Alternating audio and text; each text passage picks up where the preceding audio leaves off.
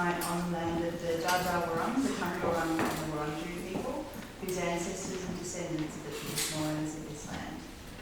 I acknowledge their living culture, their unique role in the life of this region, and pay my respects to their elders past, present and emerging. Thank you all for joining us tonight to celebrate the class of 22. This is our 6th Alice Miller Group to graduate and achieve the Victorian Certificate of Education since the school opened 7 years ago. Some of the students in the room joined us from Candlebark. Some have been with us since Year 7, and many in this group joined the school at various stages throughout Years 7 to 11. There's always one.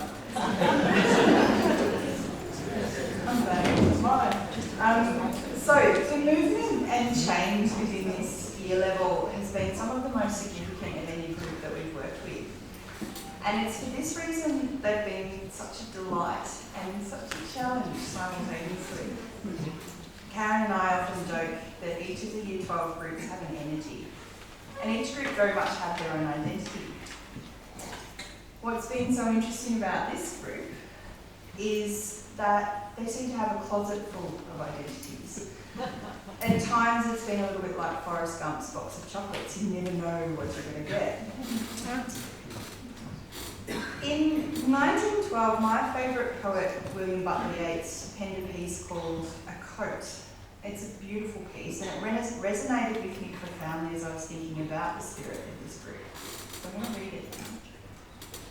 I made my song a coat, covered with embroideries out of old mythologies, from heel to throat.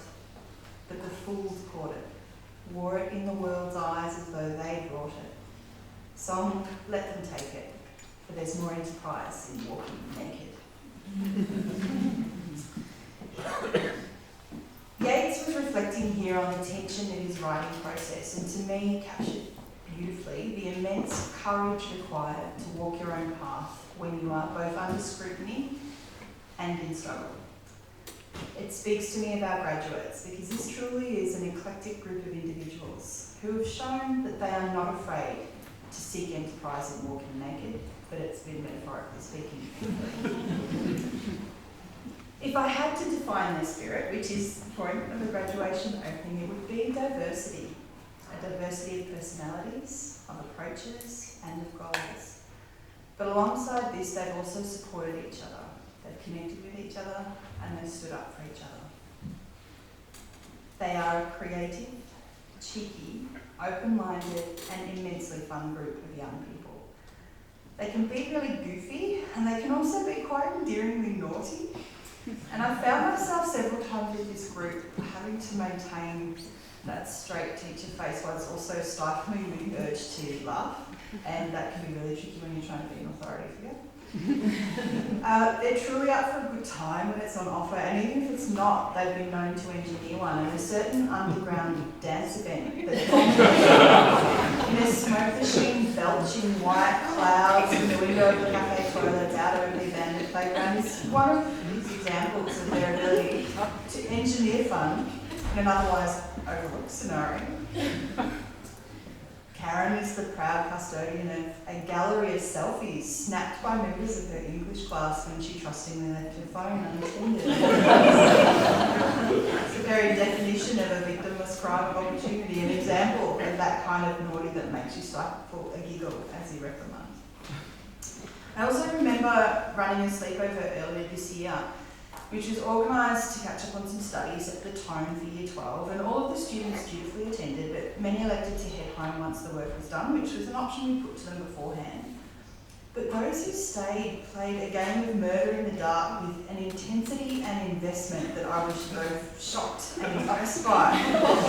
There was a fearless charging around the campus at top speed in the pitch black, a less than stealthy raid on lost property, frantic clothes swapping to confuse by a silhouette, and one student playing the entire game disguised as a caterpillar by donning a sleeping bag upside down in a manner that just completely obscured their vision, I might add.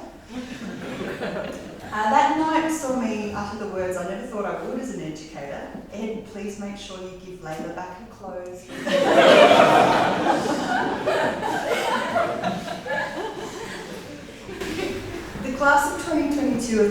defined by their absolute determination to complete their VCE in their own way. They've shown our school community that the last year of school can be about meeting many varied goals beyond the often touted ATAR, uni, work, conveyor belt, which is considered by so many to be the point of VCE. To me, the point of VCE is always to make it relevant. The work done by every student receiving their certificate tonight to complete a relevant, meaningful VCE has been nothing short of impressive. As a collective of individuals, they found common ground and supported each other with warmth and generally patience throughout the last 2 years.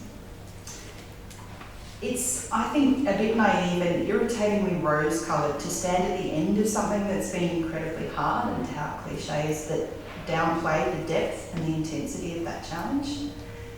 Sticking with it is often not pretty, not elegant, but they've done it. The context that they've worked through has been a monumental pressure in and of itself. But beyond that, the personal and social growth that must be navigated in the midst of the most demanding years of school is huge. These are hard years of self-discovery. Every person receiving their certificate tonight should be unerringly proud of what they've accomplished. I am proud, each of them. I just lost my spot. No, great. I'm grateful that I've had the opportunity to learn so much from so many of them. And I'm thrilled that tonight we're going to be celebrating their spirit of diversity, their individuality and their achievements as we formally award them all with their Victorian Certificate of Education. So it's now my pleasure to welcome Karen to the stage along with her group, Tessa, Grace, Layla and Martin.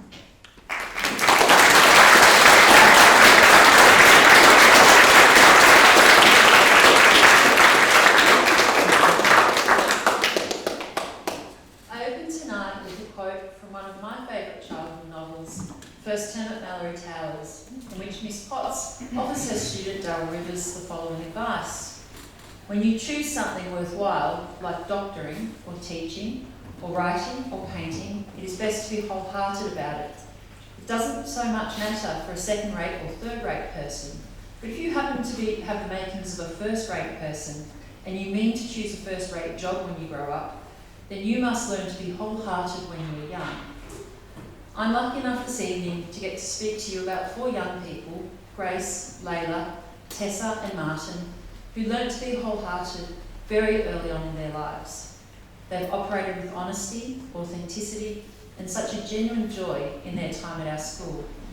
They have the makings of the type of first-rate person that Blyton champions in her didactic novels. I usually speak about each student individually, but it's difficult to separate a dream team like Layla, Grace and Tessa.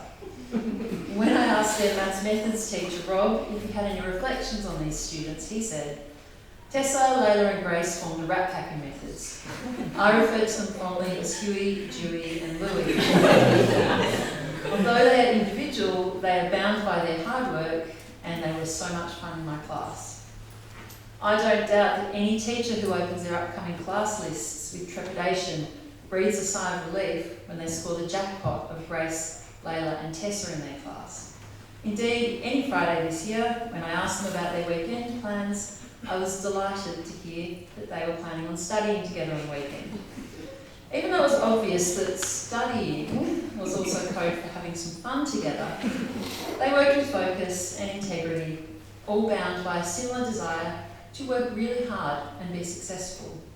All 3 of these students do not really need to earn particularly high ATARs.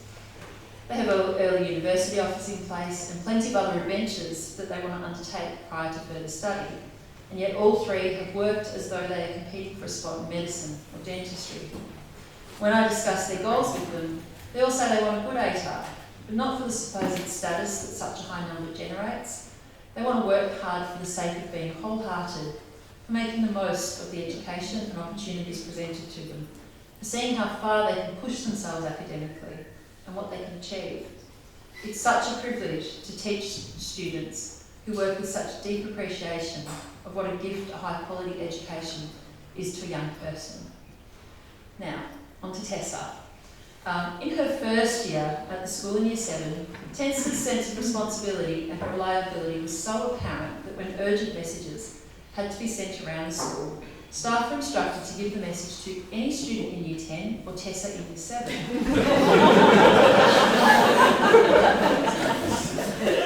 But Tessa leaves an enduring legacy at Alice. She's actually the reason that the gym now needs to be supervised by a teacher at lunch. When this group was in Year 7, they devised a game in the gym where they climbed to the highest point they could on the gym wall and then jumped off from this point onto a high jump mat. Unfortunately, being only 12 or 13, Tessa and co, and I suspect it was quite a few of you, did not completely understand the type of building materials used to build the higher reaches of the gym. The parts not really intended for human contact, and so had no understanding of the danger involved in climbing up there. It wasn't necessarily the height that was the problem, but the razor-sharp edges of the metal bracing material.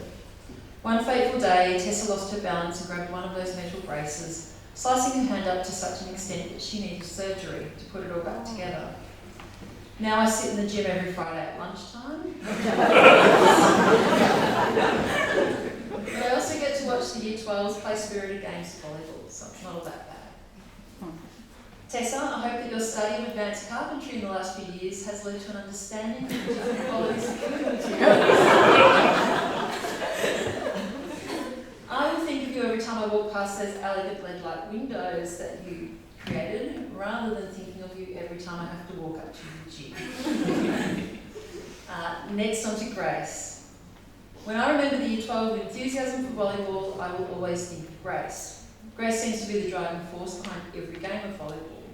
She wanders from student to student in the sunroom, making the persistent suggestion of volleyball. Do you think we have time for volleyball? Or casually asking, is there a PE class in the gym now? Within earshot of everyone who might want to play volleyball. Grace is the kind of quiet leader that holds a group together. Christine had the following to say about Grace. Grace's talents in French are undisputed, but she was not initially inclined towards the creative writing aspects of the BCE unit, claiming that she lacked imagination. But she came out with quite a few gems. One story I am unlikely to forget featured Grace herself landing in a zoo enclosure where she was befriended by toothpick-throwing penguins. So much for lack of imagination. I've seen the same qualities in Grace, a willingness to have a go at anything, despite the perceived lack of ability. She's not afraid to have to try something and perhaps fail. Grace's utter astonishment when she secured an early offer for architecture at the University of Tassie is a demonstration of her deeply humble nature. She seemed surprised that they would just let her in. Despite my repeated explanation that she secured the spot off the strength of her Year 11 reports and the detailed rubric submitted by the school in which she scored the highest possible rating in all the qualities that they were seeking in a student.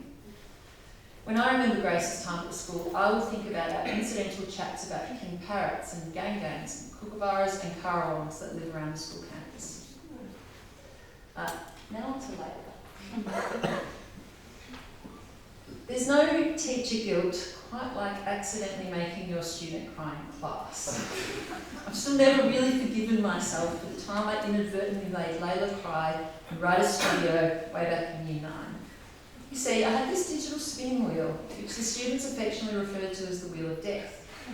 Everyone's names were on it, and if it landed on your name, you had to share at least one sentence of your writing. It was a really rowdy game, with lots of anticipation and banging on tables and squealing, and we'd been playing for weeks without it ever landing on Layla. So I had no idea of her deathly fear of reading her work out aloud, and her deathly fear of public speaking. And I'd somehow managed to combine both of these things into a game that was actually meant to be fun. I'm not telling you this story to force Layla to relive that particularly difficult moment in front of a large audience. I'm the guilty party here, by the way. But it's because earlier this year, Layla started to produce work of such a high standard in our English class that I found myself regularly calling on her to read a sentence or two out of her essays out loud to the class. Layla responded by reading these without hesitation.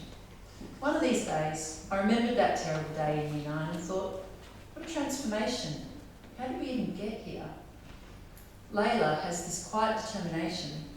She decides she's going to improve in some capacity, essay writing or public speaking, and she works away at it independently until one day she surprises you with her skill and confidence.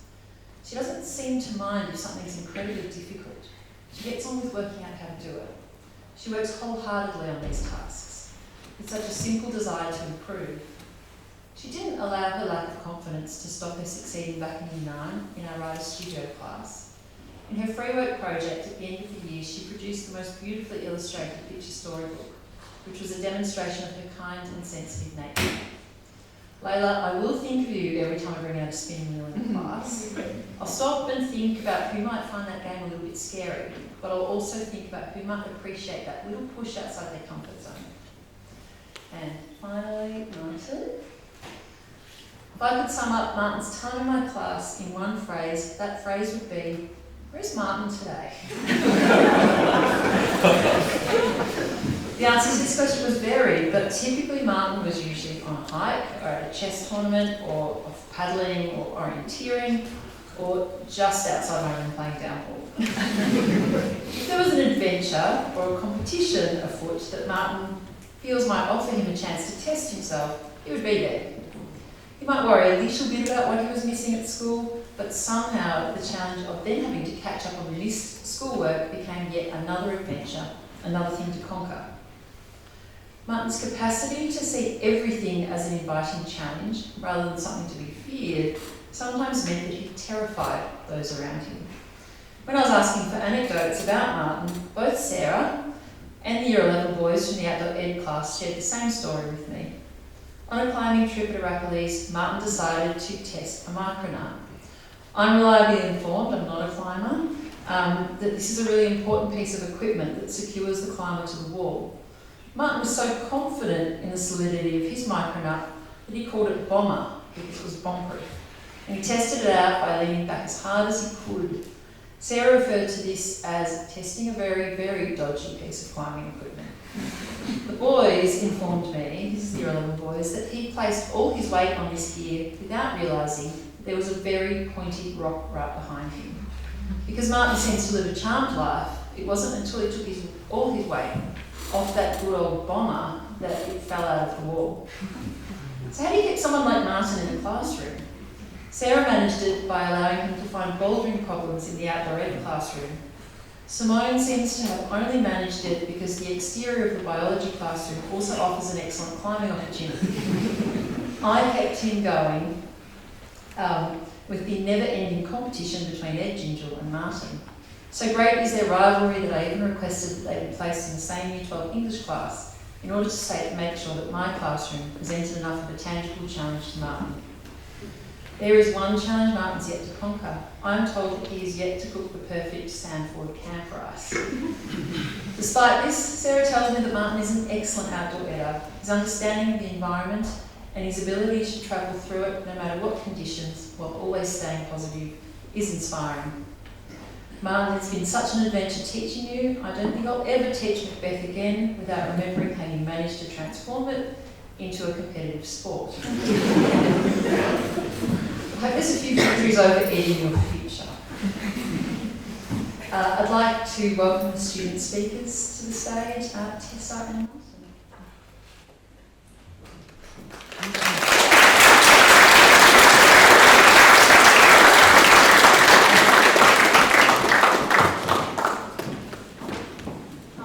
I'm going to start by thanking all the teachers. Karen, thank you for always pushing us to work our hardest and for being there to help out, even when it's in the middle of a lunch break or at 1 a.m. Rob, thank you for your optimism, dedication and overall chillness in class.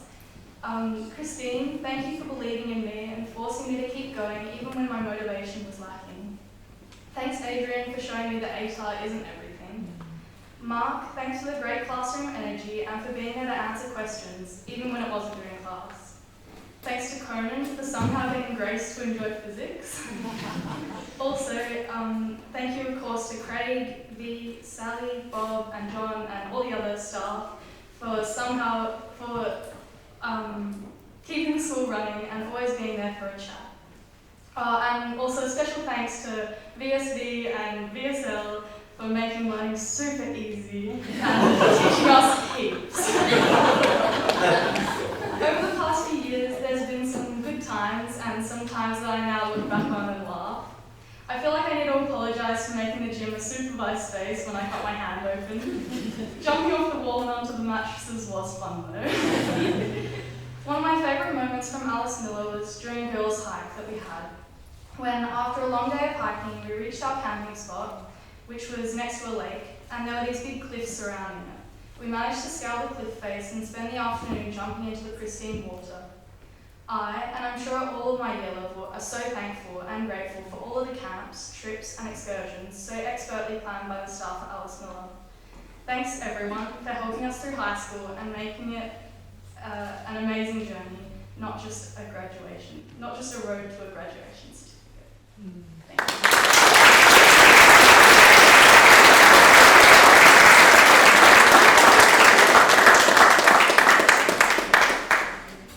So I'm sure many of you already know that my favourite aspect of my time at Canterbuck and Alice Miller has been the huge amount of incredible and diverse trips and outdoor camps that I've been able to be a part of.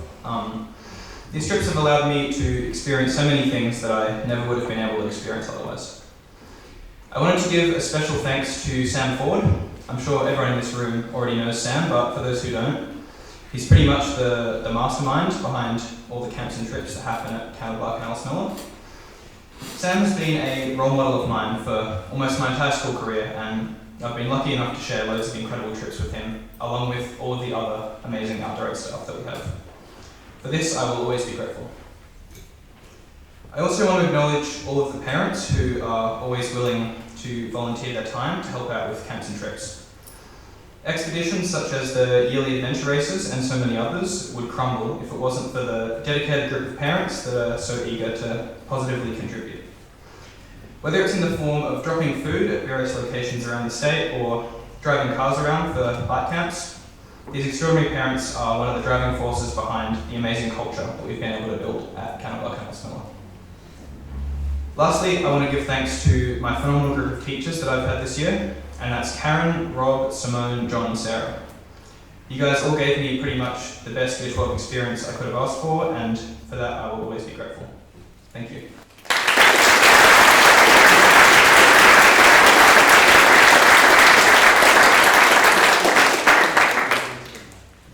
We will now award these students their Victorian Certificate of Education. Please hold your applause until all students have received their certificate. Our first student is Tessa Coffey.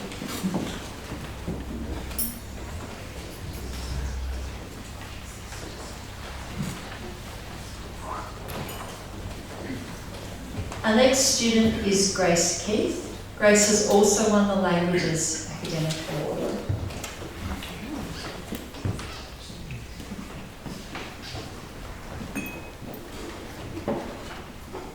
Our next student is Layla Pritchard.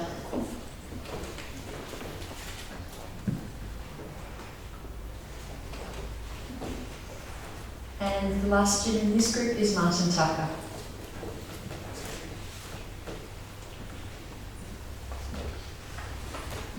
Please give them a huge round.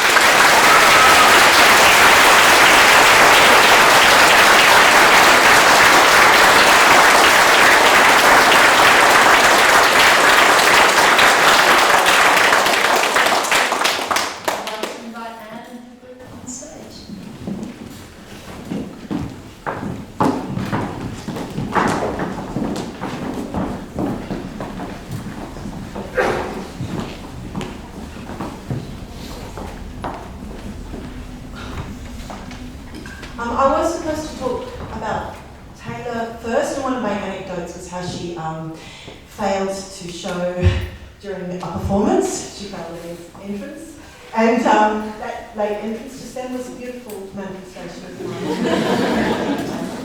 mine. Before I knew Taylor well, I would see her waft through campus with a distinct air of elegance, dog lead tied whimsically round her waist, and her little Cocker Spaniel? No. Oh, she's sorry. Trotting loyally at her side. When she joined theatre studies, I realised that she was also incredibly lovely, bubbly and fun to be with, just like her dynamic art. On our theatre excursions, she'd come out gushing over the play and the actors. It was as if everyone involved deserved an Academy Award.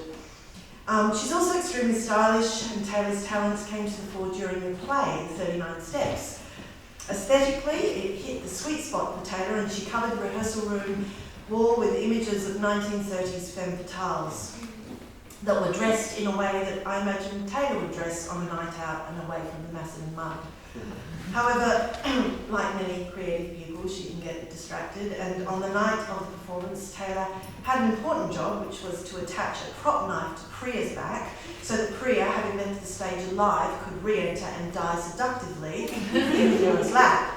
Only Taylor forgot and was on the wrong side of the stage when Priya exited, forcing Priya, who was in reality of the play, being stabbed by unknown villains, to release a loud stage whisper alerting Taylor. Finally, Taylor realised her error and cried, "Oh shit!" ran behind the audience and to the outside, hastily attaching the knife. Unfortunately, she didn't use enough gaffer tape, and the knife hung limply like a sad carrot. To cover the mistake, Priya had to walk kind of awkwardly sideways, like an overdressed crab. Fortunately, the play was a farcical piece of method theatre performed by a bunch of clowns, where mistakes became comic virtues. So all was well, and Taylor received an excellent mark. Taylor. Now go out into the world, groom those dogs, as you do so well, and charm everybody in the way that you have the rest of us at Alice Miller.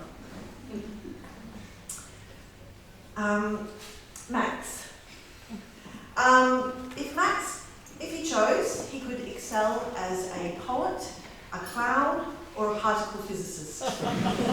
All of those things are equally difficult, by the way. He tried making someone laugh with a red nose on. However, I suspect that Max will do something completely different because he is also entirely unpredictable. He happily dances to his own very idiosyncratic tune. I first remember Max when he got lost in the bush for several hours whilst wearing a suit. Good at maths, but terrible at direction. I think it might have been tails, which he would wear on occasion when it was appropriate, like canoe camp, for example. I decided to ask him to perform the opening speech as the flamboyant and morally ambiguous master of ceremonies in our play, The Threepenny Opera. I think he was in Year 8, because, well, he had the costume and resources were tight. But I soon discovered his on-stage charisma. He performed with joie de vivre and a slightly evil, sardonic twinkle in his eye. I could tell he was a theatre animal. Intended to exploit that. Max is not only very clever, but also one of the nicest people I've had the pleasure of knowing. In all the years that I've taught and directed him, I've never once heard him speak negatively of anyone or express a grievance, and he has had plenty of opportunities to do so. He volunteered to help out the theatre studies students with their play, 39 Steps, and took the constant disruptions and changes to schedule with grace, remaining enthusiastic and positive to the end. When they did finally perform, he ran around the stage like an athlete, changing characters and accents with rapid-fire speed, thoroughly charming the audience. Max, it's been a delight collaborating with you, and I'm so curious to see where you are in a year's time. Priya. I've taught Priya on and off since Year 8, but I do remember her in Year 7 when we were in the same clean-up group, and she took her vacuuming very seriously, all the while refusing to remove her backpack. When she became my English student, I saw that seriousness carry over into her work. She would listen intently to everything I said like it was gold and write it down, for which I apologise now. In Year 11, she took up drama, which shocked me as she'd never auditioned for a production before and I wasn't sure she'd stay the distance. But her hard work, originality and courage contributed to a solid performance about her Jewish relative that was sharply rendered, funny and very moving. I begged her to perform it at morning meeting, but she is really stubborn and she refused. Year 12 has been a tough one for Priya, but she has endured. And even through the worst of it, she had the humility to let me make fun of her. She's got a great sense of humour and is very playful. I don't think she'll mind me saying that she could, on occasion, be very dramatic. which worked well because half of her Year 12 load required her to be very dramatic. Once, for example, she groaned so loudly that I thought she must be suffering from some egregious wound, like an ingrown toenail. When I asked what's wrong, she responded, "You don't understand, Anne, my script has coffee all over it." I will really miss those. If your vigorous, vacuuming originality and subsequent work ethic is anything to go by, you will not only survive on the other side of Alice Miller, but you will thrive. April. I didn't get to know April at all until this year. She was just like this sort of petite figure that kind of ran across the lawn. But I got a sense of her during Step Up when I gave the class a restoration script and let them loose in the costume cupboard. April, already bossing everybody around as director and draping Jesper in pearls and frills, stated, "This is already my favourite subject, I'm not going to lie." I learned pretty quickly that she loved to play tricks and would conspire with Priya, who would ask casually in the cafe, "How was Crookshank Park at 5:15 on Saturday?" and watch me sweat. Later I was told that April lived close by and often went to Crookshank Park and saw me. Something I could have worked out by myself if I wasn't so unnerved. The following year, during our theatre excursions, while sitting outside Malthouse Theatre or waiting for ice cream in Carlton, which is a tradition when Hartley drives, April, with a mischievous look on her face, would start quizzing me about my former life, hoping to uncover wild and transgressive behaviour. I would deflect clumsily and she would just laugh at me. This playful side belies an intensity that is common amongst sensitive and creative people. April is a very skilled and artful dancer, and her final theatre studies monologue, meticulously choreographed and set to dramatic violin music, told a powerful story with elegance, drama and beauty. April, we all struggle to different degrees in our life, but I urge you to keep dancing, keep telling stories, and keep looking to the light.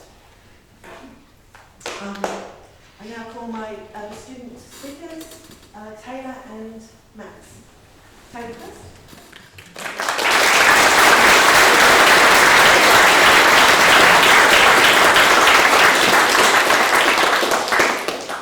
I didn't have time to put this on. Okay, when I first came to Alice Miller in Year 10, I was greeted with the warmest welcome by amazing students and teachers. Despite challenges I had, my friends were always kind to me and the teachers were always supportive. I'm going to start by thanking our teachers. On behalf of our year level, I believe that we all owe a lot to our teachers. They've done so much for us. Liz gave up so many weekends and hours after school to give our studio arts class time to work on our folios, providing us with plenty of snacks and sweet treats to keep us motivated and always pushing us further in our art. And also gave up so much time, especially when we were working on the 39 steps. Sorry for messing up the knife thing. You put so much effort into all of our booklets and resources to get us the highest mark possible, and I know that our theatre studies class appreciates it so much. Karen and Sky, where do I even begin? You guys have been so supportive of all of us for not only Year 12, but for many years to come after school. Thanks, you two. So many of us received early uni offers and wrote amazing applications to take from universities with your help. Bettina, you are loved so much by not only your maths students and who you have worked so hard to achieve their outstanding goals, but by every student in this room. You always have a smile that just radiates positivity and always down to have a nice conversation with everyone. I could go on about every teacher in this room, but I'm supposed to keep this speech to a minute, and I have to talk about the awesome students who have been with me on this journey. So thanks, teachers. You're all an inspiration to all of us. I'm going to keep the rest of this short because Priya said I have to make it a minute long.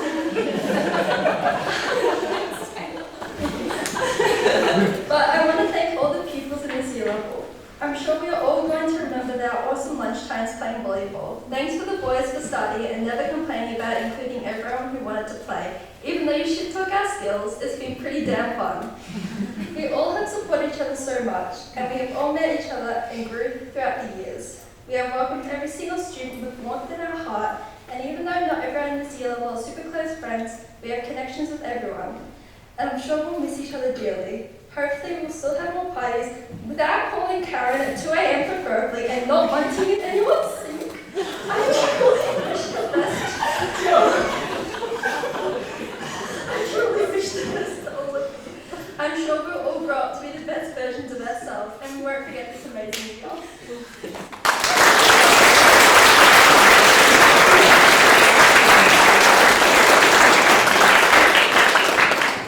Howdy, folks. Oh, it's really good being at this school. I tell you that. There's so many things here that aren't anywhere else. There's immaculate, extensive food spread, which we dubiously fashioned into a shoddy lasagna by cutting squares out of the roll-ups and layering them and chucking them in the microwave. And the compulsory Year 8 hikes, during which the only reprieve that my feet got from the never-ending sting was the sound of the good old Spam Band. You guys, it was brilliant. And I loved every minute of it. Well, I didn't love every minute of it, but they were the best times of my life. Now, I'm going to thank the teachers who have taught me in my Unit 3-4 studies. I want to thank Anne. Firstly, you've been so supportive of everything I wanted to do in the theatre and all those things I wanted to do, like writing, directing, acting. It's all been wonderful and you've allowed me to do all of it. It's been amazing. Dave, it was so fun making it when you gave me all the technical things, the camera, the tripod. I got to take those shit away and I made a film and that was so great. It felt so amazing. And I want to thank Rob for teaching me how to gamble responsibly.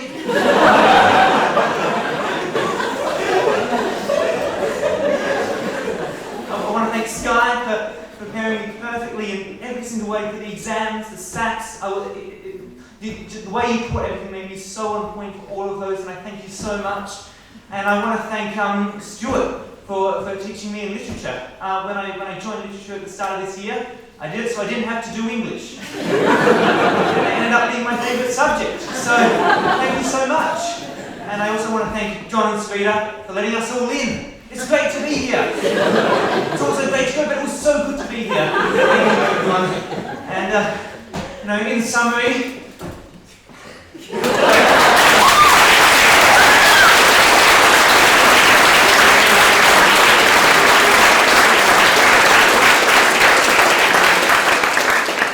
Now I want to these students their Victorian Certificate of Education. So first of all we have Taylor Collins.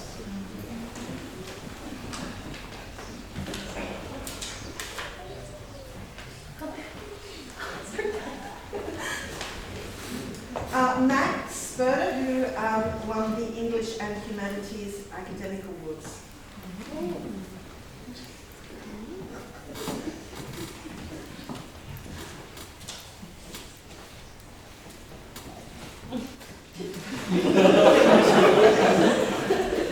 April Alice.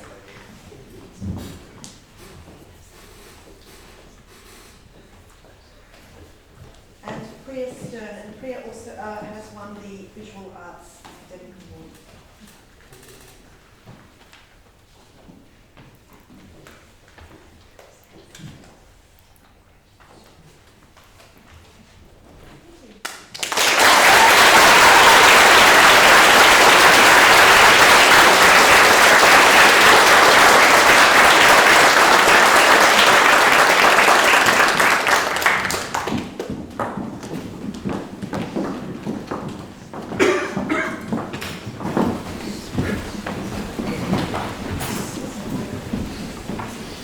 Unfortunately, Tash can't be with us tonight. She's unwell, so please pretend I'm Tash. Luckily, she did write a speech before she got sick, so I'm going to read it exactly as she's written it. So it's a little sound off, but anyway. Here are the four lads from my BCE music class. George and Ilario started in Candlebar, and Will and Jesper joined us in Year 11. Will and Jesper, you really came into your own at the school last year during the production of What Rhymes with Cars and Girls. Along with George, you learned almost an entire Tim Rogers album to underscore the play and performed it over 4 nights. This goes significantly above the requirements of Year 11 music, but it was meaningful and professional work. I hope you loved it as much as I did. Jesper played percussion played the percussion part for this year's production of Matilda. It's professional level music and required a huge commitment. It's not just me that is impressed. Anne says that Jesper's drumming and guitar skills contributed to the success of What Rhymes with Cars and Girls and Matilda. He became an important part of the company for each show. His affable, generous nature and sense of humour made him extremely popular. His maturity means that he is not encumbered by age categories, i.e. he is friends with everyone. During Matilda, he forged a special bond with Milo, a younger student who was also playing percussion. Ilario and George, you've been musical leaders at the school for a good few years. Younger students look up to you as examples of people who love what they do and fill their lives with music. Ilario, you might not remember that I went on your Year 7 paddle camp on one of my teaching placements when I was still studying. The camp was quite similar to a real-life Lord of the Flies scenario, and you'd probably prefer that I don't go into detail. When I next met you in Year 10 music, I was delighted by the mature, talented and hard-working musician you had become. You're ambitious and your enthusiasm for whatever you're currently working on is infectious. Dave says, I'll never forget a huge smile on Ilario's face when returning to the Flinders Street station steps. He found the boom pole that he left there 2 hours earlier. Dave also remembers that Ilario wasn't especially taken with the music at WOMAD, but along with a few other students realised that the beer glasses left lying around the festival grounds could be returned for $1 or $2. Ilario and a small group of boys made almost $200 over Christmas. George, you were such a fun young person to be around. I remember a moment in the cafe when you did this awesome trick on your fingerboard and it actually ended up right in the toaster. You have a lot of integrity too, and when you sit down to play guitar, it's like your whole world zones into that moment. You are in music. You work hard and have a natural affinity for the guitar, and you are a great teacher. Dave was keen to include that George taught him what whippet and nay mean. You never taught me that. And Bettina says, well done for working so hard these last few years. You've come such a long way. You have a huge heart and I admire your honesty. I've thoroughly enjoyed watching you play music, teaching you and getting to know you. Please remember for the future that a 5-minute break is a 5-minute break and not a 10 to 15 minute cafe break to make yourself a drink and then walk back chatting to your mate in a leisurely manner. I could have written this sentence actually. Wishing you all the very best. Will, you have real potential as a singer-songwriter. Your lyrics are honest, you write stirring chord progressions and your voice has a unique quality. You are a humble person and always show gratitude for the help that you receive. You are brave and push the boundaries. You led the sea shanty band earlier this year and afterwards told me that you hadn't thought you could do something like that. You've persisted through significant challenges and shown yourself that you can finish difficult tasks with success and dignity. Another moment from last year to finish with. The 5 of us went to a concert in the city and it finished much later than expected. There was a group of men walking behind us on the way back to Southern Cross Station and I heard one of the boys say, I'm glad Tash is here, otherwise we might be mugged by those burly rats.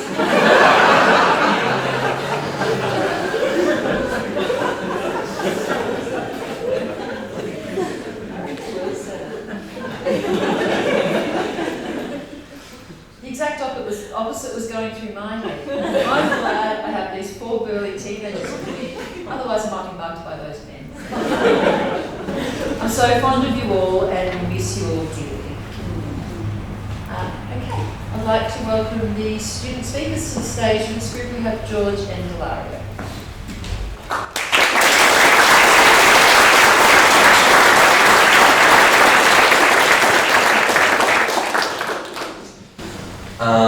Okay, let's go.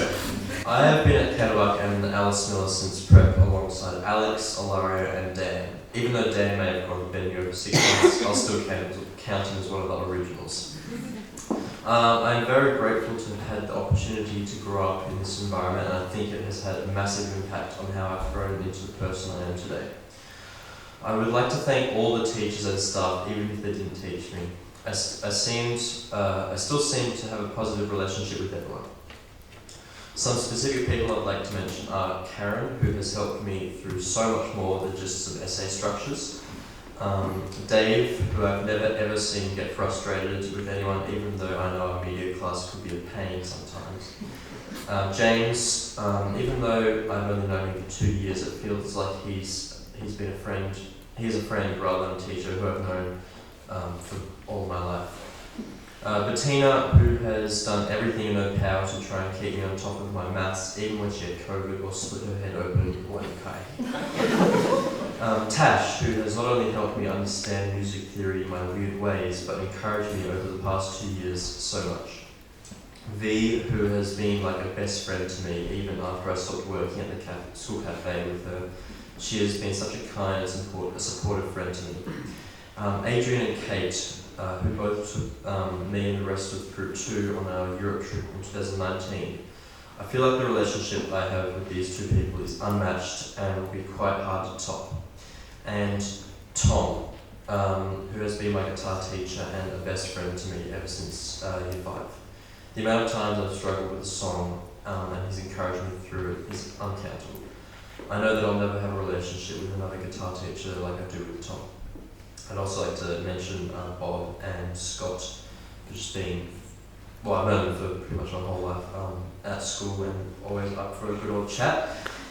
Okay, so as I leave this school and start my new adult life, I will take so much that I have learnt from with me from Canterbuck and Alice Miller, but the main takeaways that I've gained from all these years is the golden rule to not exclude other people, and also to be kind to everyone that we meet.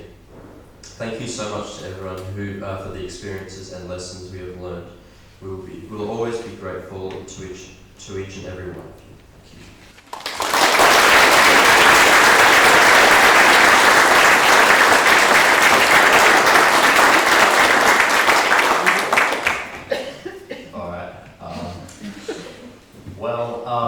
George has pretty much said quite a lot of stuff that I was going to say, so I'll try and keep this very straight.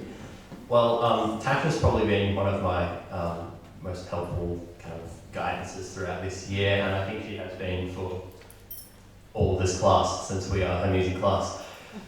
This year has been pretty, I think, pretty life-changing for all of us. We've had our performances, we had to perform about 20 to 25 minutes in front of examiners, which is very scary, and but I think we all really did really well to kind of take that step and get out of our comfort zones.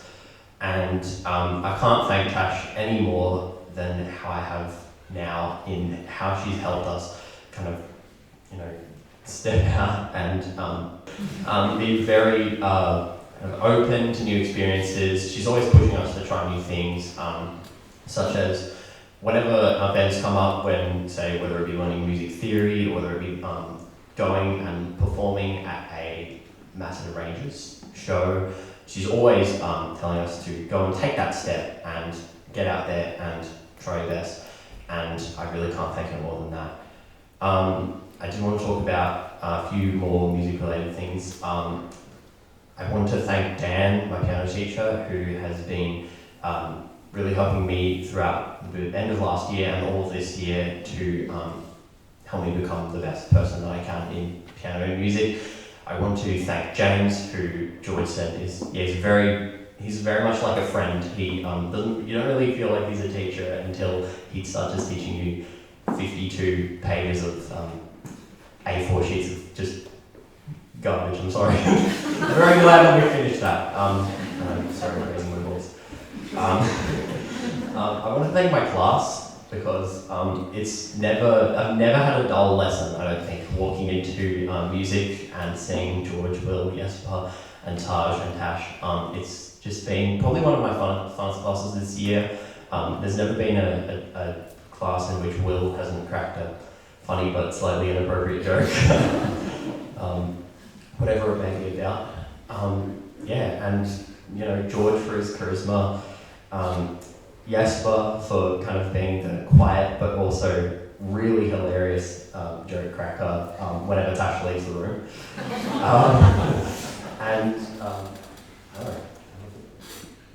And Taj. He's not here right now, he's in year 11. But I wish him best of luck next year. Yeah, what else? Yeah, that's it. Thank you.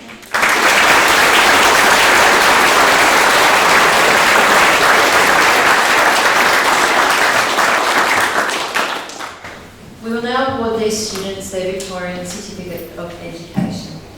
Please hold your awards, your applause till all students have received their certificate. Our first student is George Armstrong.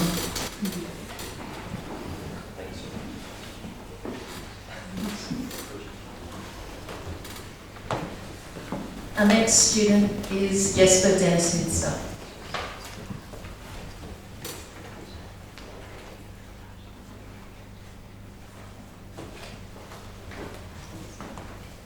Our next student is Will Goodyear.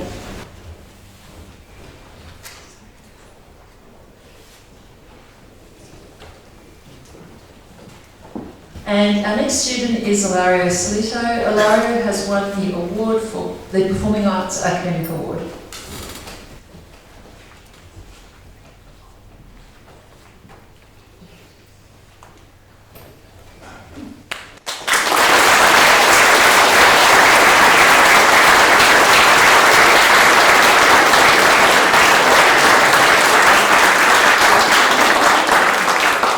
I'd like to invite Mark and his group to the stage.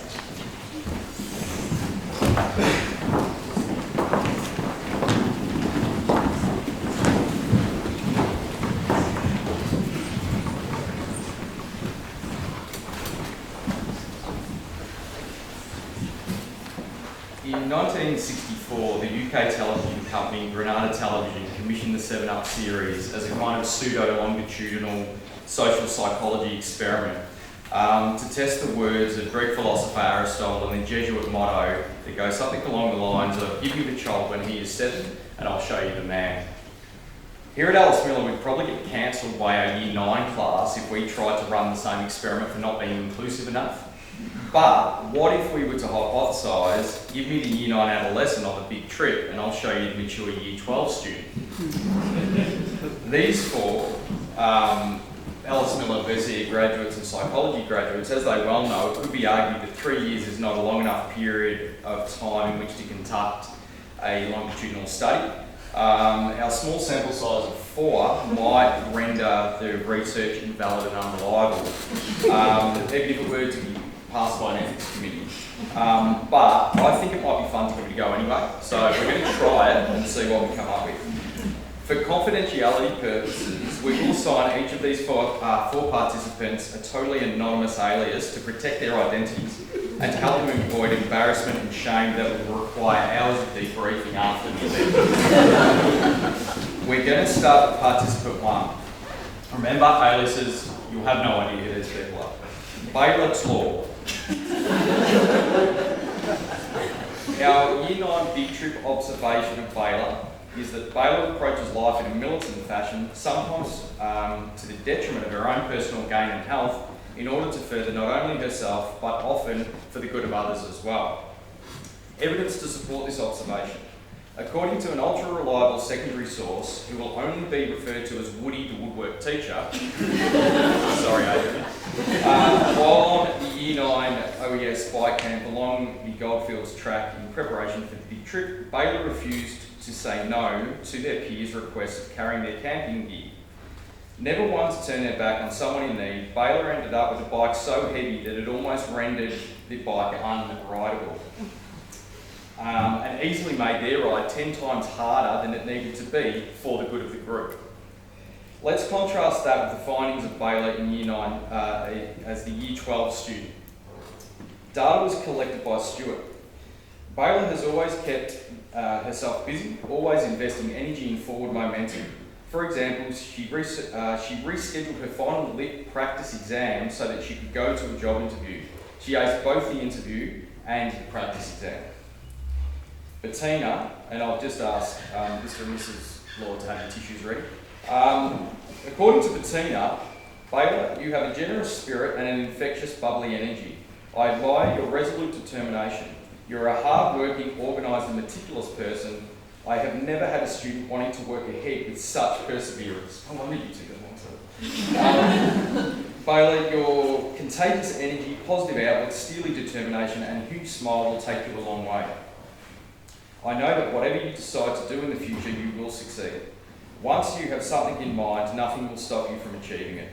Enjoy your snowboarding, helicopter flying, or whatever adventure you decide to go on in the near future. Thanks for the tireless hours of helping get the maths resources ready for the following year. Who that is. In psychology, so precise and well organised in her study was Baylor.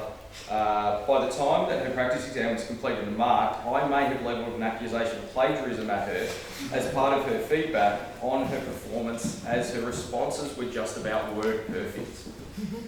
An amazing standard had been set, although she could barely remember what day of the week it was during her exam period, so intense was her study and work routine.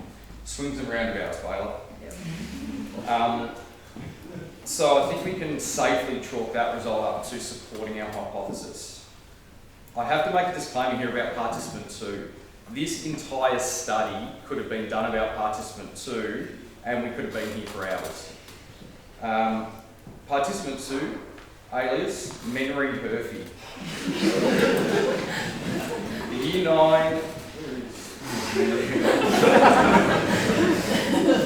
The Year 9 observation from the big trip. Menry is very comfortable being Menry, and Menry is a young person who relishes their comforts.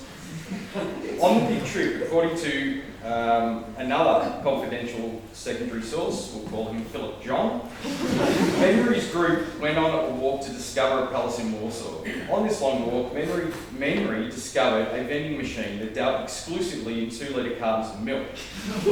Now, despite Warsaw being in the midst of a heat wave and milk not typically being associated with quenching one's thirst, Menry knew what Menry wanted, and Menry wanted 2 litres of milk. Chugging the whole 2 litres in one go, how was the stomach after that? I was so sick. Yeah. Another example of Menry knowing what Menry wanted along the in-trip journey came after the group stumbled across the Harvest Festival in Slovakia. What does every adolescent need to make their 6-week trek on the other side of the world with very limited pack space easier? A giant stuffed animal. Apparently it took up half the room in Menry's pack, making his walking hours much more difficult than they needed to be, but boy did he sleep well at night. Very comfortable. Fast forward to Year 12, and what do we find in regards to Menry Herfy's progress? More evidence from Philip John. Every Wednesday was business time for the Unit 3 and 4 PE class. There was challenging classes set, triple lessons. So their timetable read that there were triple lessons every Wednesday, which is quite a challenge for most people. So Philip John decided that the class were to wear suit jackets on every triple Wednesday, which young Menry took very much on board, getting so comfortable in the role of the Year 12 student that he may have allowed his business persona to get the better of him, as evidenced by his stock standard reply to any question that Philip would throw at him. I'm not sure I can answer that. You'll have to speak to my lawyers. Very comfortable. A discussion overheard at the start of the psychology class, which Menry seemed to be leading this day, was centred around if you could take one item onto a desert island with you, what would it be? Menry's response, a loaf of sourdough. I love sourdough. I could use it for a pillow every night. And it just keeps going. Just before we were sitting there, Menry looked at me and said, what's on the menu, Mum? A parma and chips. And I said, I think there might be something a little more fancy tonight, Menry, than a parma and chips. And he said, nothing's more fancy.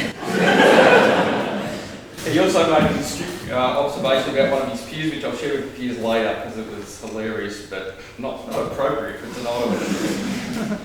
But the great thing about Menry is that he is positive in spite of all odds, and his positivity is infectious. It is almost impossible to be unhappy when Menry is around. Confusing sometimes, sure, but never unhappy. His unique outlook on life and his commitment to being himself is brilliant, and it's one aspect about Menry that I hope never changes. Speaking of infectious personalities, let's look at the results for participant 3. P. Datrick.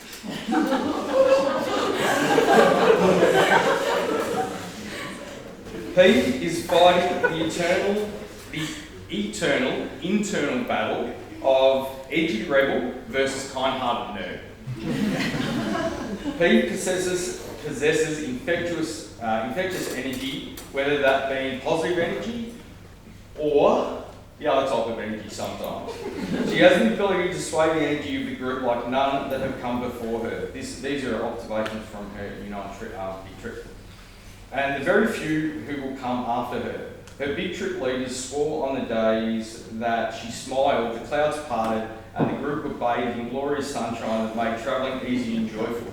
But on the days that she frowned, so too did her posse of loyal followers. The rain clouds gathered, gale force winds blew, headwinds, and the journey became a bit more perilous. If you don't understand quite that picture, or it's hard to kind of envisage, I'd encourage you to, when you get home, jump onto YouTube and listen to a band called Cannibal Corpse. They are his favourite band, but I'd also call your local priest in to be present as you listen to this music, because it is amazing. Year 12 student observation. Well, what's changed? You know from the moment that P walks into the classroom what kind of day you're in for, because she wears it all over her face. And she has a number of different facial expressions. One of them is, I'm here to work. She has a cheeky grin that says, maybe I'll work, maybe I won't. There's a manic laughter, which indicated that the level of sleep deprivation means that the level of delirium could potentially derail the summary line, not just your classroom. And we had a tiny classroom, the doll's house, that could easily derail. So your challenge as a teacher was to read, was to read the expression when she came in and kind of alter what you were doing on the day to suit Pete, and then you get things happening. I lost my place. But in support of our original hypothesis, Stuart shares that Pete is a far better student than she gives herself credit for.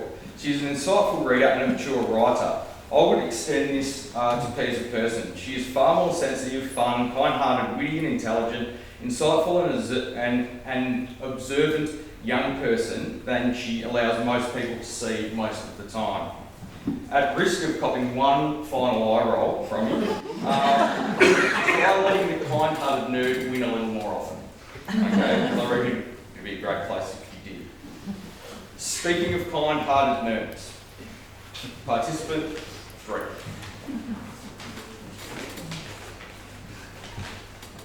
Participant 3.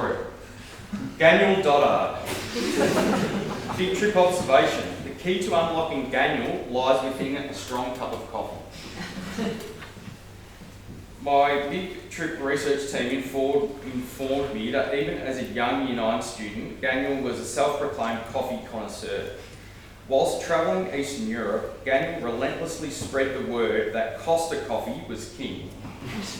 This continued proclamation from young Daniel began to get under the skin of one of the trip leaders who had travelled the world many times over and sampled wonderful coffee in every corner of the globe.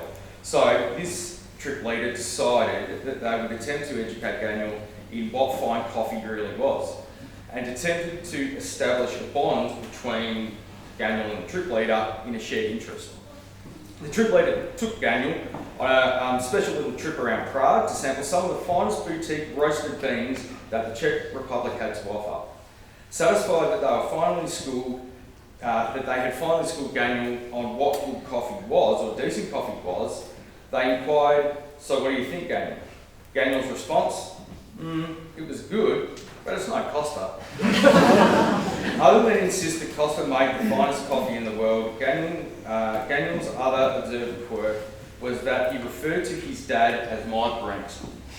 And he suggested that everyone in his big trip should make sure that as soon as they got home, they got themselves a Brent. I have no idea what this means, but the quirk of Daniel Doddard. What does this mean for the for the Year 9 Big Tripper as they became a Year 12 student. Well, it's another case that supports our original hypothesis that if you want Daniel to be on time to your class, you want Daniel to concentrate, you want Daniel to fidget less and stay on task, just get the boy a coffee. I learned early in the year that the only way to get Daniel to class on time, whether it be the start of a single lesson or during the break of a double lesson, was to insist that he bring the coffee plunger into the room with him and make himself a delicious cup along with, I'm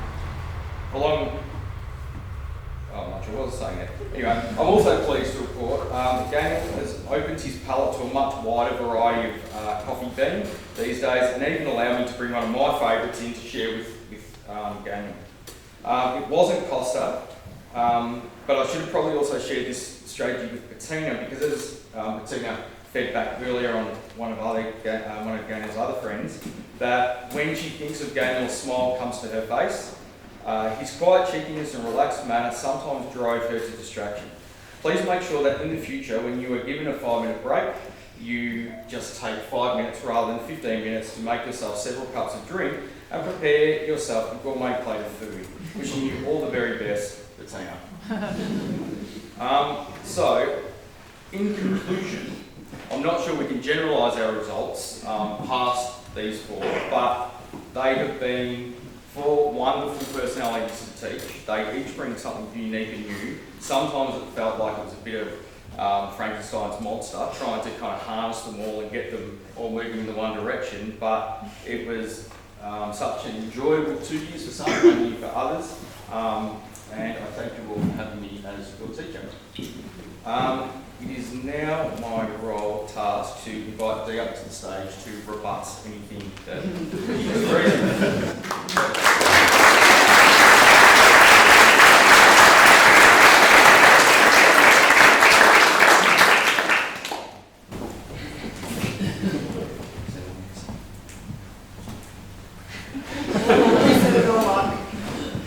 Okay, we are going to present this group with their Victorian Certificates of Education.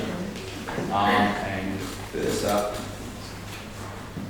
we will have Taylor.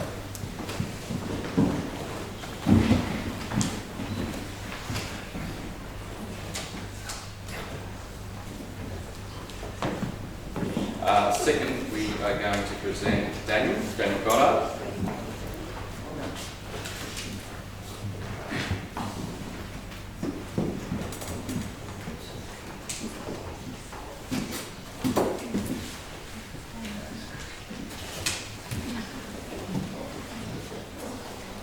Our next graduate is Henry Murphy.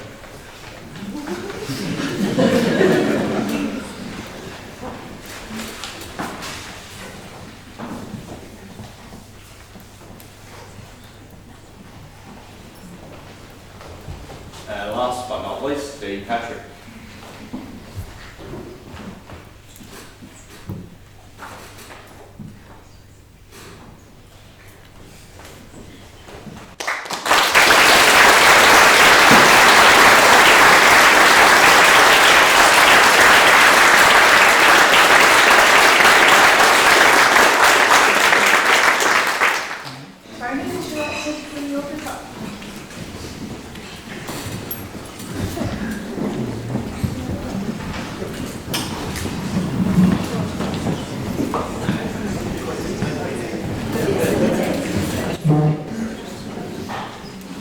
Hello. It's been my great pleasure to teach these 4 students in my chemistry class and some of them in my physics class as well. So, Alex, Angus, Eddie, it's been a classroom full of interesting questions, full of humour, full of warmth, and it's been a real joy to be there. Ed is naturally very curious. It's an insatiable thirst for knowledge, always trying to fully understand the physics or chemistry that I'm trying to teach. And always asking questions that sometimes stray just a little bit beyond what I was intending to cover. I remember back in year 11, one time, Ed asked me, what would happen if you got hit by a mandarin travelling at the speed of light? So after quickly explaining that that was impossible, Seb, Ed and I settled down to calculating what would happen if you got hit by a mandarin that was travelling at 99% of the speed of light. If anybody's curious, it's about 2 million gigajoules, and it would make a pretty decent dent in the Earth. Ed is also one of the best dressed, most professionally dressed students at Alice Miller. It's not unusual to see him in class not only wearing a suit, but also carrying a briefcase. And like me, Ed is an aficionado of a bad pun. And some of his rival my worst. It's been really great to see Ed sprinting to the finish, preparing well for exams and walking out feeling calm and confident. Alex is a quietly dedicated student who's really made the most of what Alice Miller had to offer. Academic, social, sporting, and particularly on the outdoor adventure side of things. Becoming a keen rock climber while a student, and with Angus and Martin organising trips independently out to Mount Arapiles. Alex in his quiet way has shown great leadership qualities. Afternoon cleanup probably isn't anybody's favourite time of the day. It's boring but necessary. The Year 12s always lead cleanup, and when Alex led a cleanup crew, the job would always get done efficiently and without the other students exuding that feeling of reluctance that teenagers sometimes do. To bring a bit of fun to the chore, he established a routine where we ended cleanup with an all-in game of paper, scissors, rock. And whoever lost would have to empty the mop bucket. One day, Rob, the maths teacher, walked past at just the wrong time, and without realising what was at stake, got dragged into this game of paper, scissors, rock. And there were 6 hands in, paper, scissors, rock, all at once. 1 pair of scissors, 5 rocks. I swear we didn't set it up.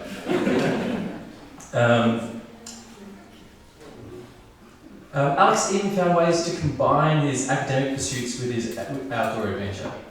Simone, his biology teacher, was away sick one day and set work for the biology class. Just in case, she asked Karen to check in to see how they were going. She found them not in the science classroom, but bouldering their way around the outside of it. That was Angus as well as Alex and Martin, I believe.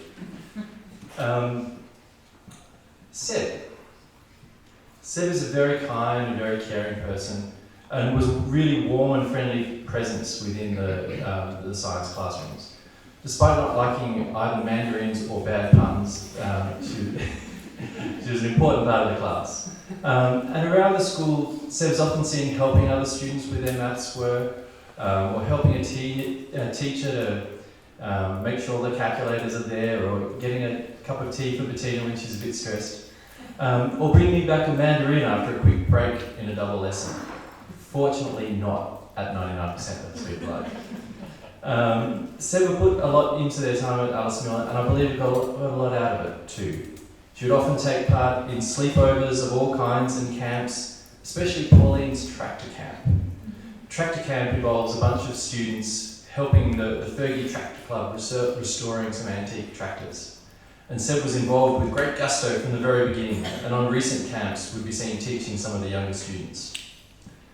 I never did manage to convince Seb to take a morning meeting, but the offer still stands.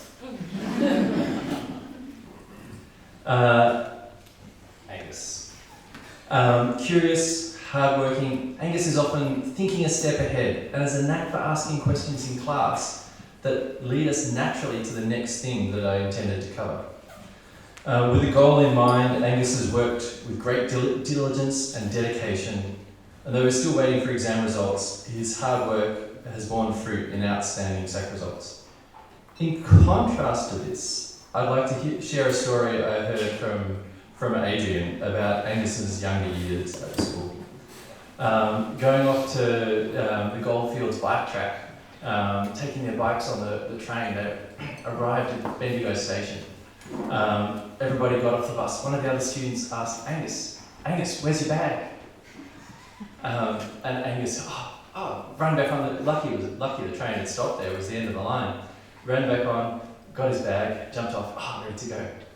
Angus, where's your bike? Running back on the train to get that. Every student leaves a mark on a school in different ways. In Angus's case, one of the ways he's left his mark on Alice Miller is with his final chemistry sack, the student investigation.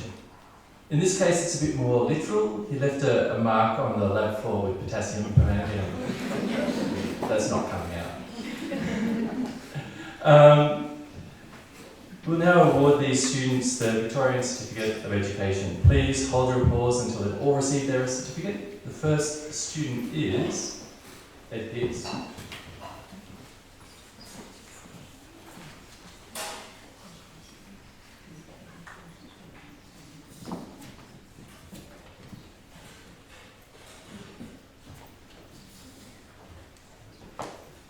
Alex Wilkes.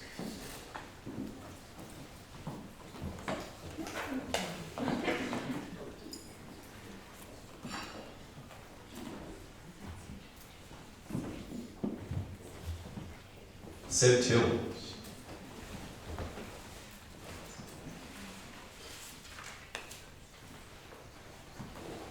And Angus Ware. Angus is also won both the Maths and Science academic awards.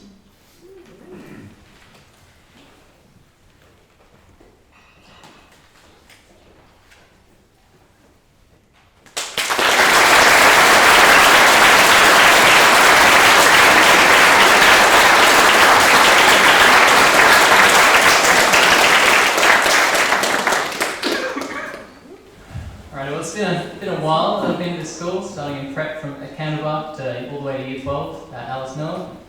It's been a fun journey, met a lot of people along the way, many teachers that I remember and love to this day.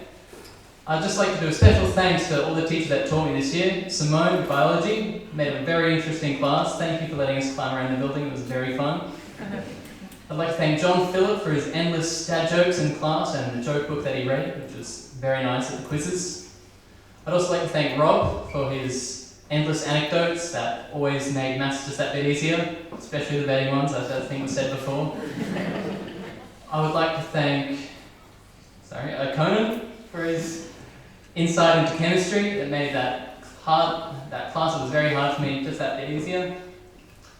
And I would like to thank Karen for her endless work in English and helping me along the way. It was very fun. Thank you.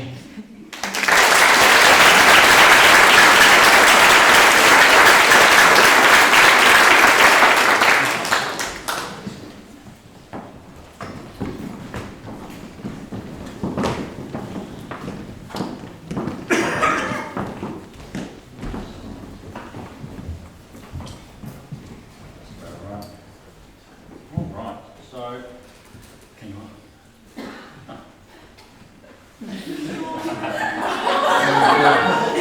I thought that was my speech, that's something big to say. Alright, so I'm going to talk about Ed and Daniel and Amber, but not in that order it says here. I'll talk about Daniel first. First thing I want to say about Daniel is Daniel's a real sweetheart. He'll be quite embarrassed to hear me say that, but I think he'll forgive me because he's a sweetheart. I say this, why this sticks in my mind is back in lockdown we were doing media classes and we couldn't do videos. So I was like, okay, do photographs. And I went back to the tired old media teacher thing of take photographs that express an emotion, which I try to avoid, but we had to do it.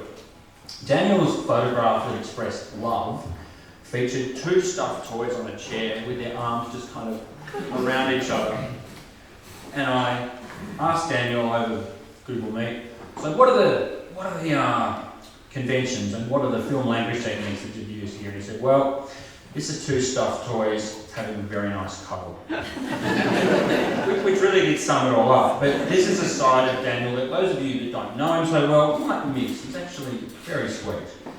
What you will know, or if you know Daniel, is his surreal sense of humour and the surrealism that he puts into his art and into his film. You can see one of his films out there, quite a lot of his art as well. Daniel is, and Bettina will attest to this, Daniel is extremely determined, which has helped him a lot in maths, which is obvious because maths is very hard. Now, also, Daniel's determination has actually got him to finish a really great film, and I must admit, I was a bit surprised that any of the media students finished their work this year, because while they did some great work, they did it at a glacial pace. But they did it. I'm very pleased they did it. Yeah. So, well done, Daniel. I'm really pleased to have seen Daniel in my classes for so long and seen the work that he does, and I'm really keen to see what he does next. Alright, let's talk about who's next. Oh, it's on the list. That's the wrong side. Oh, it's you, Ed. Alright. Ed. Now, Ed hasn't done, not all of these, well, all of these students are actually in my media class, but that's not the reason they're here. But Ed joined media in year 11, and prior to that, he'd never done media, to my knowledge, and I knew him as a student who focused on PE, psychology, maths, that sort of thing. So when he picked a frivolous subject like media, I was quite surprised, but I'm very pleased that he did. Ed's not afraid of hard work or steep learning curves. Bettina will attest to this as well. He's worked really hard in maths and made great strides there. In media, he came along and he said, right, what do I need to learn? And he asked me, but largely worked out himself what it was he needed to learn, and then went about learning how to do that stuff. He now knows how to record audio to a very high quality, how to edit audio in both waveform and multitrack, and he knows the difference. Ed also apparently, I'm told, has an alter ego called Ted. I've never met Ted that I know of, but apparently I'd know if I did, and apparently he's a nightmare in the classroom. I don't know enough about it. Sorry, I can't really elaborate. Now, oh yes, Mark has also said that Ed's generally errs towards quality over quantity, but this doesn't extend to runs in cricket.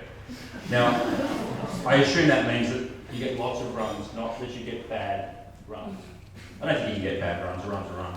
So, I don't know if Ed's going to make podcasts in the future.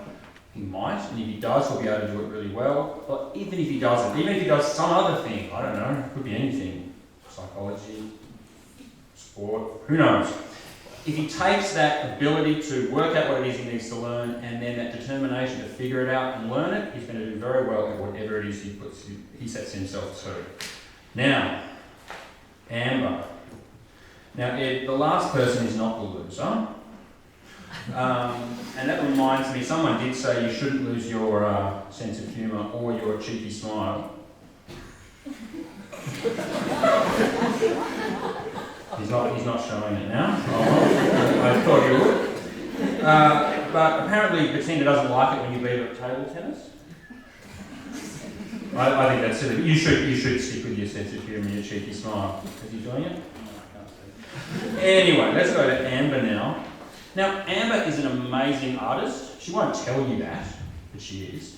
She is incredibly dedicated and works incredibly hard at learning new techniques and taking a new medium and mastering it.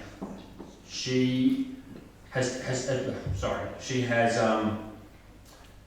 done this with drawing, amazing at drawing, painting, very impressive painter. She's also more recently I've seen it, been working in digital illustration, and in media she worked in animation.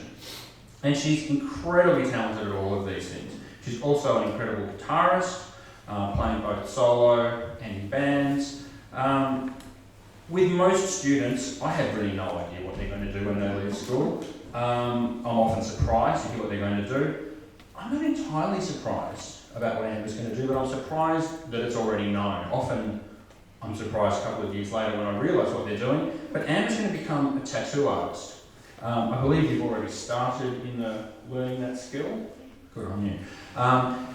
So, if in the next few years you're looking for a tattoo, there'll be no one better than Amber. I know she will learn that, and I know she will master that brilliantly. So, I'm now going to hand this over to Daniel, who's going to talk on behalf of the students. Should I get rid of that now, Priya? Yes, please. Thank you, Dave. This school and a handful of us here have come a long way since 2017. I recall the days when we had compulsory dance class with Sarita, as well as the cafe bin and the admin block. There have been consistent developments and renovations from the three champions, Bob, John and Linda, during these past 6 years, but there have also been significant development in all of us during our time here. Things like the big trip, camps, excursions, WOMAD, humans versus zombies, even everyday connections and conflict with others have had a strong part in shaping us into who we are. I feel like learning in the bush really had a strong impact on our well-beings too. Going out and seeing creatures I've never ever seen before was so exciting. When you're not getting lost, that is. Sorry, Max and Grace. I feel quite grateful and proud of my grade, teachers and myself. We've all had our own challenges throughout this year, but have all reached some independent level of ultimate achievement. Well done. I want to thank my teachers Dave, Sky, Liz, Karen and Tina. You're all so unique in the way you teach and have made learning so much more enjoyable.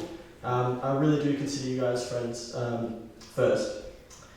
And most importantly, I want to thank my awesome mother for being an awesome mother. Thank you for everything.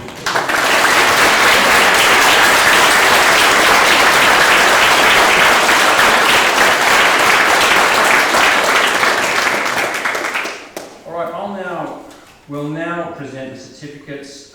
Please hold your applause until the end. You've done very well so far. And then that'll be that, won't it? Okay, so first we have Daniel Ramucci.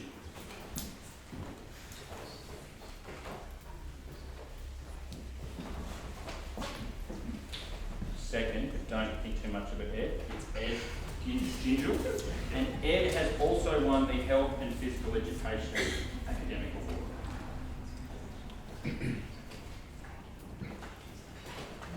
And finally, Amber Spackman.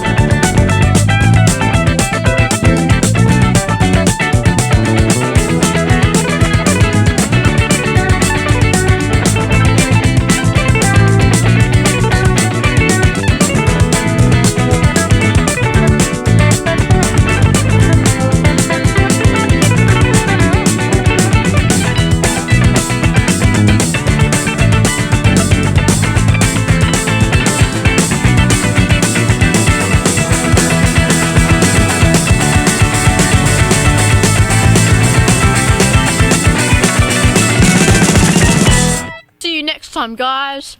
I'll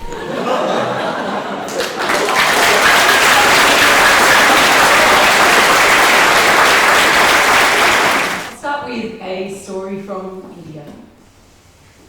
Once a young professor was making a sea voyage. He was a highly educated man with a long tail of letters after his name, but he had very little experience of life.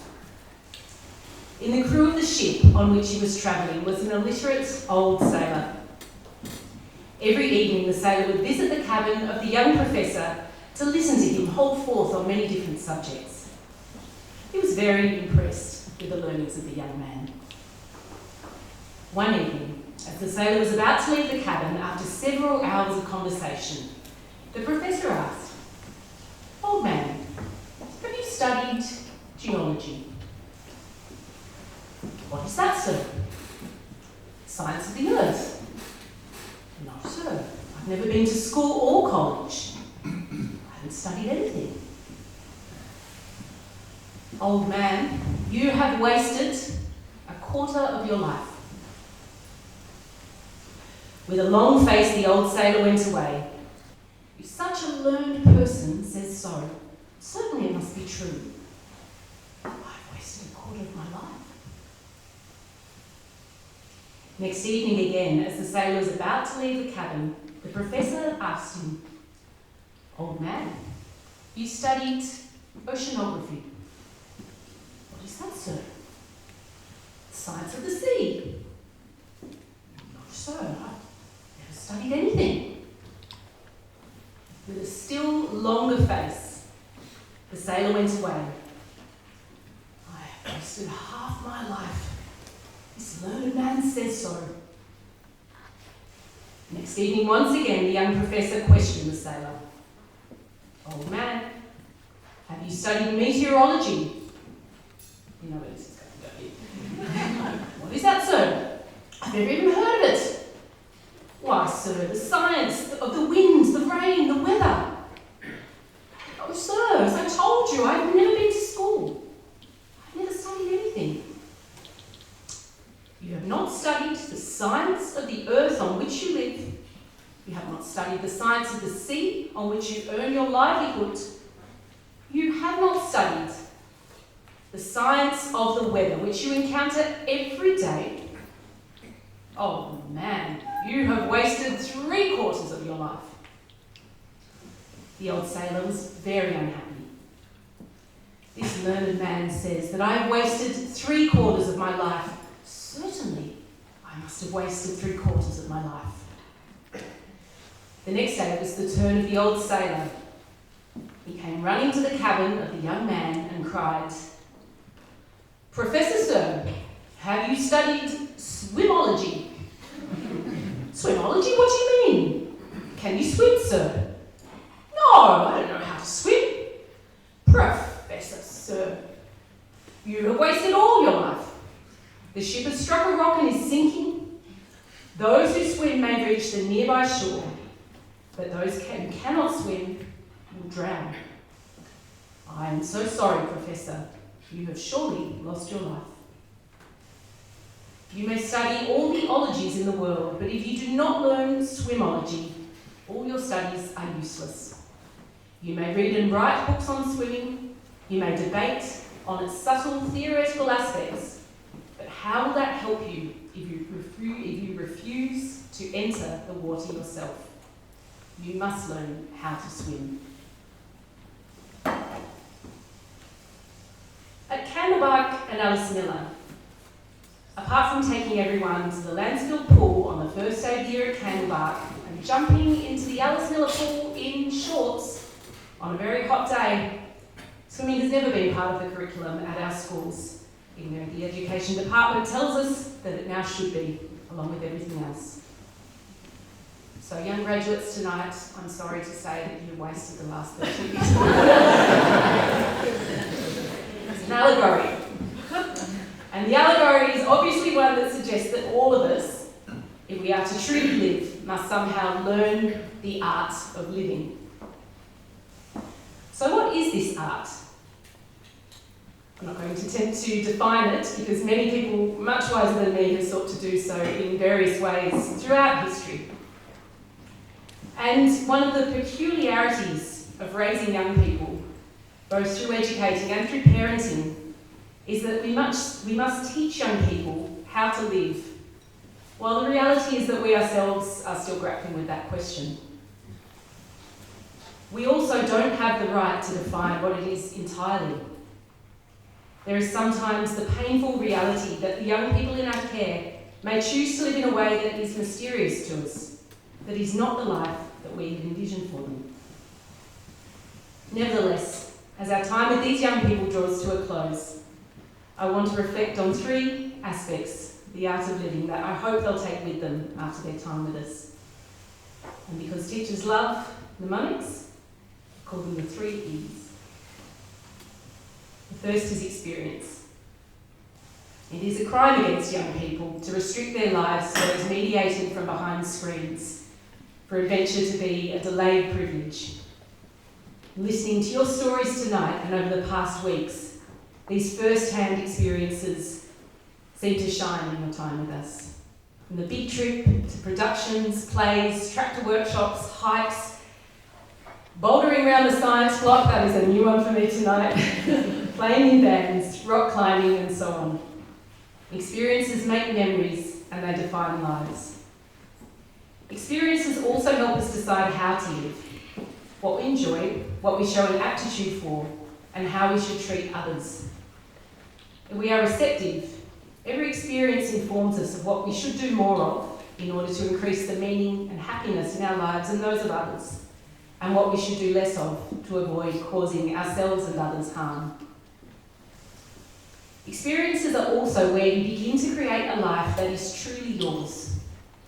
No adult can fully describe to a young person the experience of heartbreak or being in love, the disappointment of missing out on an opportunity you really wanted, the thrill and trepidation of stepping off a plane in an entirely new country, or the birth of a child. We can advise, encourage, lecture or warn, but the experiences of others are where we reach the limits of our influence. They must be had, and they belong entirely to the young person having them. The second is expression. We sought to create a school that allows the arts and creativity to flourish. Like other aspects within a school, this takes time to reach a critical mass and become a self-perpetuating energy. I do want to thank this year level in particular because you've helped enormously in this goal, and we've heard throughout the night of their artistry and their dedication to their various artistic practices. Their output is brave and brilliant, and often a result of intense dedication to their craft.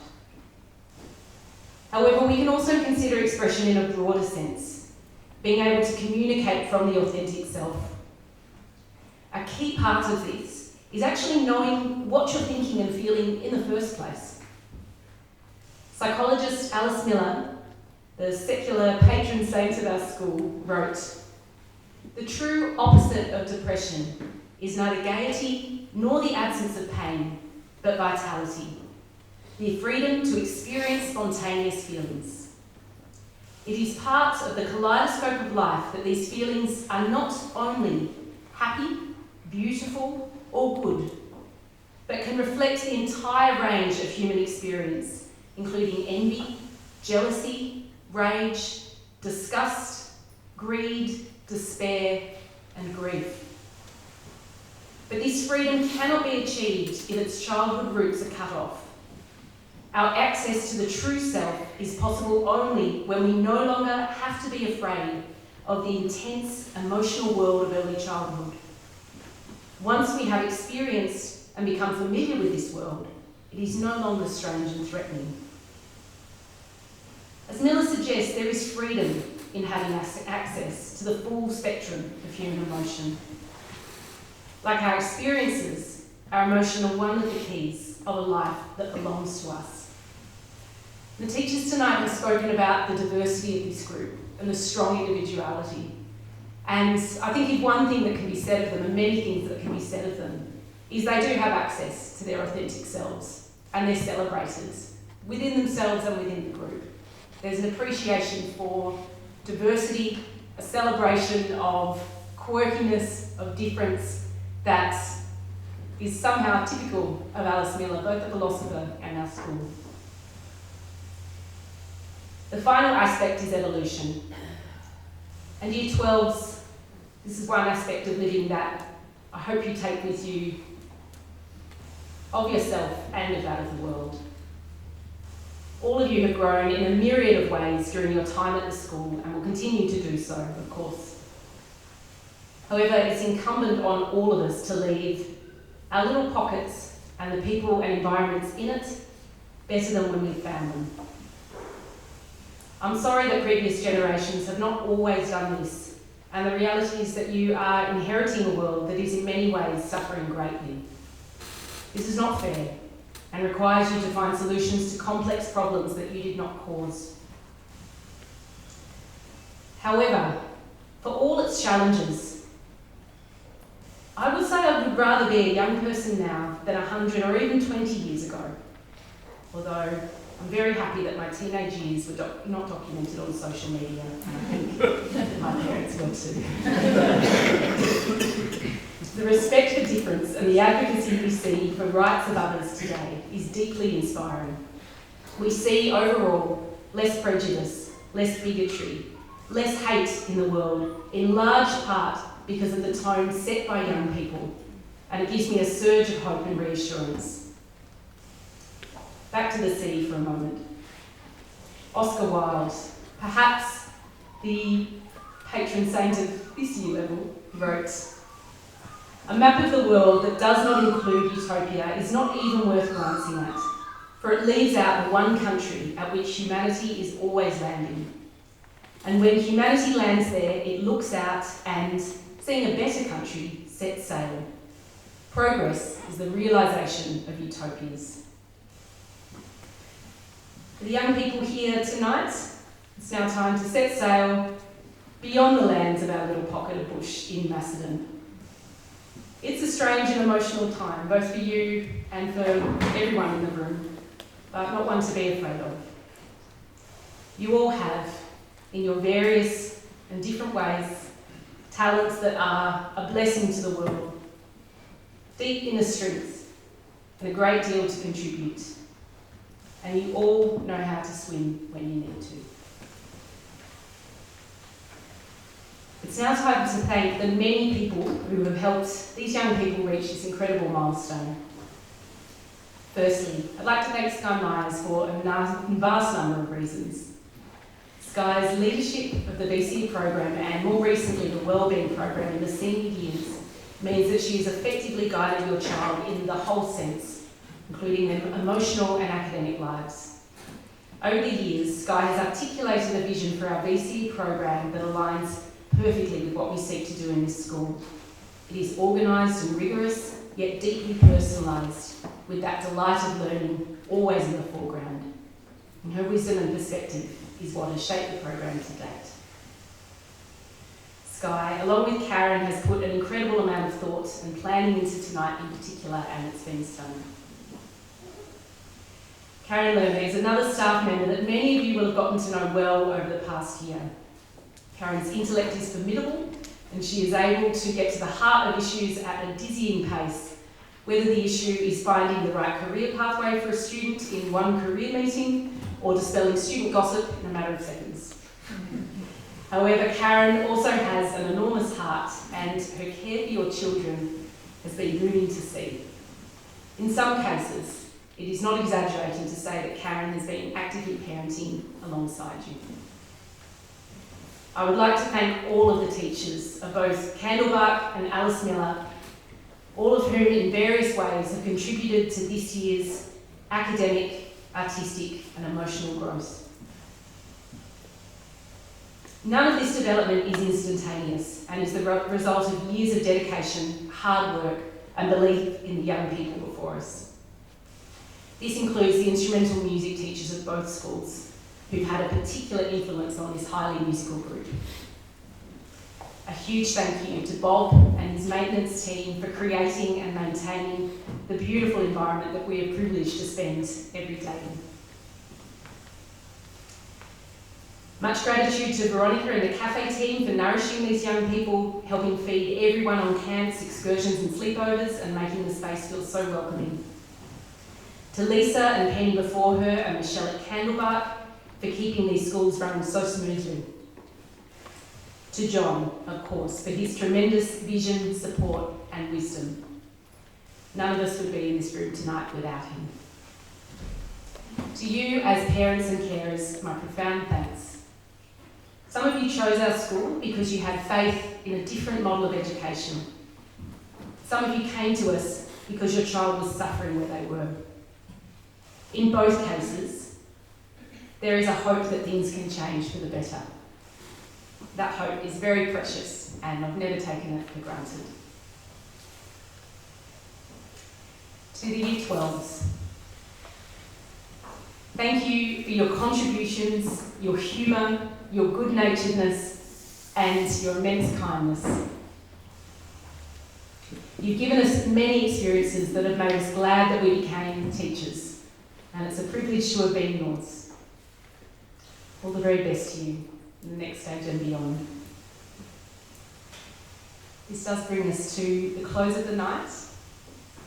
We'll be around for a few minutes for a chat, but on that note I will bring it to a close. Have a safe trip home.